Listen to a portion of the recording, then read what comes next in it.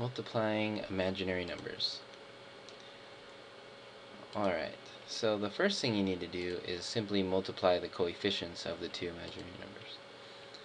Okay, so that gives us negative 15, because 5 times negative 3 is negative 15. That's the easy part. Then we need to multiply the I values. Okay, so since we're multiplying these, you can treat them kind of like variables, like I like an x. So since they have the same base, you add the exponent. So that gives us I to the 7th. Okay, so if you pretend that this was x squared times, and this is x to the 5th, when you multiply them, you get x to the 7th. Same thing, but with i's. But now when we simplify this part, it's a little different.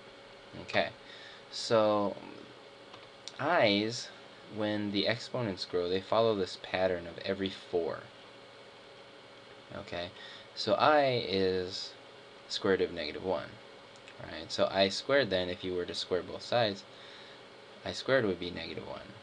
And then if you did this times this, you would get negative 1 times square root of negative 1, which gives you just negative I. Right? And then if you did I squared times I squared, you'd simply get 1. And then this pattern actually repeats.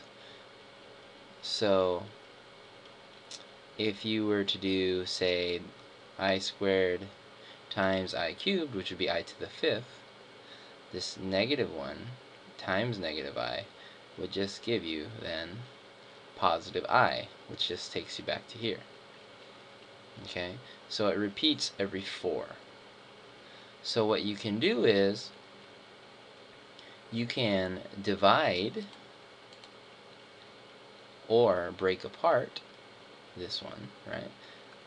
If you were to divide this, right, you would divide 7 by 4 and get a remainder of 3.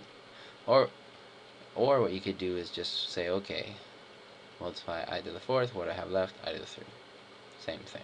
Okay, so then when you get that, you can refer back to this table, which you should memorize, by the way. And then I to the 4th, you know, is 1. So then I cubed is simply negative I.